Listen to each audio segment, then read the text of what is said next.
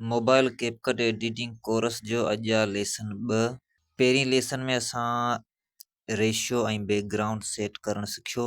अॼु असां सिखंदासीं सिंपल ऑडियो में जेके फंक्शन आहिनि, ऑडियो जा जेके टूल आहिनि उहे सम्झंदासीं। उन जे लाइ असां क्लिक कंदासीं ऑडियो ते। हिते तव्हांखे कुझु टूल नज़र ईंदा। परेशान थियण जी ॻाल्हि न आहे, मां तव्हांखे हिकु हिकु टूल करे सम्झाईंदुसि, बसि तव्हां वीडियो सुकून सां ॾिसो। सभ खां पहिरीं जेको असां सम्झंदासीं उहो एक्सट्रैक्ट ऑडियो। हिन ते क्लिक कंदासीं ऐं हीअ ॾिसो असां गैलरी में अची विया आहियूं।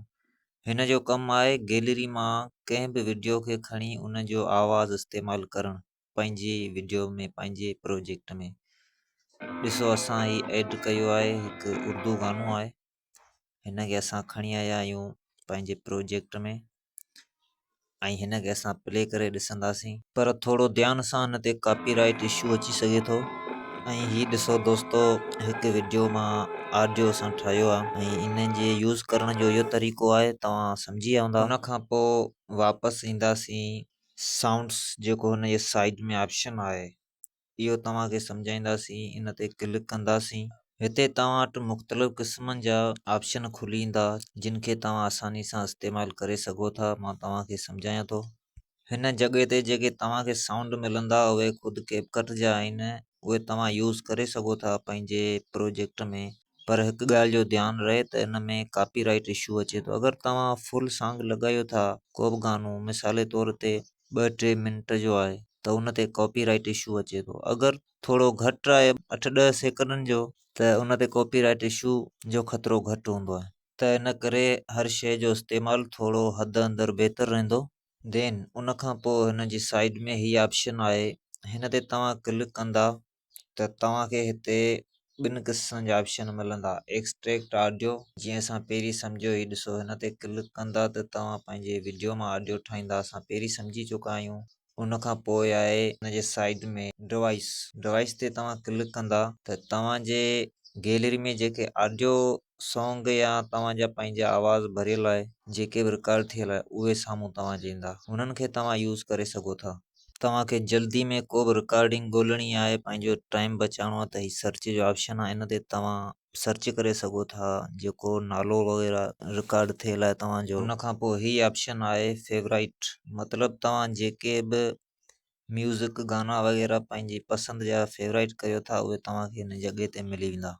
उन खां पोइ हिन टिकटॉक वारे ऑप्शन ते तव्हां क्लिक कंदा त हिते तव्हांखे टिकटॉक वारा साउंड मिली सघनि था। पर हिन सही ॻाल्हि लिखी आहे त कॉपीराइट इशू जे वजह सां असां शो नथा करे सघूं कुझु साउंड, छो तव्हां सां अॻियां हली करे अहिड़ो मसइलो न थिए कॉपीराइट जो। वापसि असां आया आहियूं ॿाहिरि ऐं हिन साउंड इफेक्ट्स खे सम्झंदासीं त हिन जो कमु छा आहे। हिन जे अंदरि तव्हांखे हज़ारे क़िस्मनि जा साउंड मिली वेंदा, जहिड़ो फनी, जीअं लिखियो पियो आहे हिट्स आहे, शोकेस वग़ैरह, मतिलबु मुख़्तलिफ़ क़िस्मनि जा साउंड तव्हांखे फ्री कॉपीराइट मिली सघनि था। तव्हां मथे सर्च बि करे सघो था। को बि साउंड, सैड पोइट्रीज़ या फनी, जंहिं बि क़िस्म जो तव्हां वीडियो ठाहियो। सो दोस्तो, इहे कॉपीराइट फ्री हूंदा आहिनि ऐं इन जो बि तव्हां ख़्यालु रखो 2-3 मिंटनि जो ज़्यादा न हुजे। को बि साउंड 2-3 मिंटनि जो हूंदो त हुन ते कॉपीराइट इशू अची सघे थो। असां सर्च में टाइपिंग लिखियो आहे, हे ॾिसो कुझु टाइपिंग साउंड बि तव्हांखे मिली वेंदा। सो वापसि अचूं था बैक में ऐं हाणे मां तव्हांखे सम्झाईंदुसि रिकॉर्डिंग करणु। रिकॉर्डिंग त हर कोई करे वञे थो, का वॾी ॻाल्हि न आहे, पर इन खे सेट करणु, इन खे सही जॻह ते लॻाइणु तव्हांखे सम्झाईंदुसि। हीअ असां पहिरियां कुझु रिकॉर्डिंग कई आहे। गाइस, छा हाल आहे तव्हांजो? मां उमेद कयां थो तव्हां ख़ैरियत सां हूंदा। नॉर्मल रिकॉर्डिंग हुई। हाणे पाण हिन खे एडजस्ट कंदासीं। ॾिसो हिन जे विच में हे धक आया आहिनि, ठीकु आहे, गैप आया आहिनि। सिंधी में असां धक चऊं, पर अंग्रेज़ी में गैप, ठीकु आहे। हिन गैपनि खे असां कीअं कट करे ऐं उन खे एडजस्ट करियूं। सो हिन जे लाइ ही तीर जे निशान वारो जेको छेड़ो तव्हां ॾिसो पिया, हिन ते पंहिंजे आङुर जी मदद सां सेट कयो तरीक़े सां, जिते बराबरि करियो पंहिंजे आवाज़ ताईं। उन खां पोइ उनखे थोरो पिंच करे ज़ोर ॾेई ऐं हटाए छेड़े ते रखो। उन खां पोइ असां हे विच वारा गैप जेके से ख़तमु कंदासीं ऐं इन्हनि खे बराबरि कंदासीं सभिनीनि खे। उन जे लाइ तव्हां सिंपल हिन ते क्लिक करियो पंहिंजे वॉइस ओवर ते ऐं उन खां पोइ स्प्लिट जो जेको ऑप्शन आहे, हिन तरीक़े सां तव्हां बराबरि हिन लकीर ते रखी स्प्लिट खे दॿायो हाणे सेम तरीक़े सां हिन खे विचां कट अची वियो ऐं जीअं पहिरियां असां छेड़े खे बराबरि कयो उन तरीक़े सां तव्हां बराबरि कयो ऐं आङुर जी मदद सां हिन खे ज़ोर ॾेई पिंच करे हटाए हिन जे साइड में रखो बराबरि करे।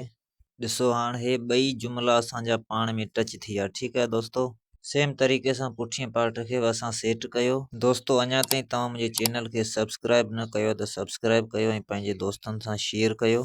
उन खां अलावा दोस्तो हाणे ही text to audio brain music ऐं साइड में कॉपीराइट जेको आहे ही टूल तव्हां ॾिसो पिया, ही जेको कॉपीराइट टूल आहे इहो मां तव्हांखे बाद में सम्झाईंदुसि, थोरो वीडियो लंबी न थी वञे इन करे। जल्द मिलूं था ईंदड़ वीडियो में, पंहिंजो ख़्यालु रखो, चैनल खे सब्सक्राइब करियो। अल्लाह हाफ़िज़।